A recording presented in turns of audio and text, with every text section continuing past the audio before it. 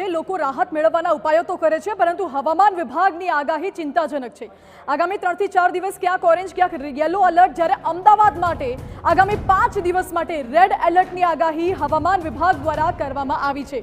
અમદાવાદમાં આગામી 5 દિવસ બિનજરૂરી ઘરની બહાર લોકોએ ન નીકળવું, કારણ કે હવામાન વિભાગે રેડ એલર્ટની આગાહી કરી છે। અમદાવાદનું સરેરાશ તાપમાન 44 થી 45 ડિગ્રીની આસપાસ રહે છે, તેવામાં રેડ એલર્ટની આગાહી લોકોની ચિંતા વધારનારી છે। નાગરિકોને બપોરે 12 વાગ્યાથી 3 વાગ્યા સુધી બિનજરૂરી ઘરની બહાર ન નીકળવા માટે અપીલ કરવામાં આવી રહી છે। રાજ્યમાં અનેક જિલ્લાઓમાં ગરમીનો પારો વધુને વધુ ઉગ્ર બની રહ્યો છે। લોકોને ગરમીથી દઝાડી રહ્યો છે।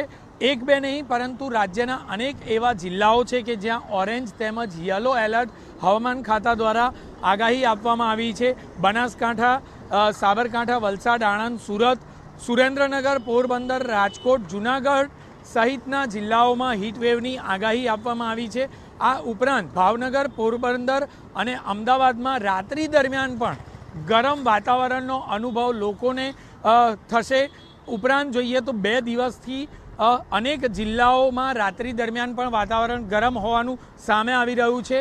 આજે જે બનાસકાંઠા, પાટણ, મહેસાણા, ગાંધીનગર, અમદાવાદ સહિત ના અનેક જિલ્લાઓમાં ઓરેન્જ એલર્ટ જાહેર કરવામાં આવ્યું છે। અમદાવાદનું તાપમાન 45 ડિગ્રી પર પહોંચ્યું છે, તો સૌથી વધુ તાપમાન ડીસામાં 45.3 નોંધાઈ ચૂક્યું છે। આગામી 5 દિવસ હજુ પણ ગરમીનું જોર ઘટશે નહીં તેવું હવામાન ખાતા દ્વારા જણાવવામાં આવ્યું છે, ત્યારે લોકોએ સાવચેતી રાખવાની જરૂરિયાત છે।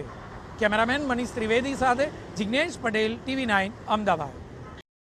હીટ રિલેટેડ ઇલનેસના કેસીસમાં શારદાબેન હોસ્પિટલ, એલજી હોસ્પિટલમાં ડાયરિયાના સિમ્ટમ્સ સાથે પેશન્ટ હાલમાં એડમિટ છે, જેની યોગ્ય સારવાર આપવામાં આવી રહી છે।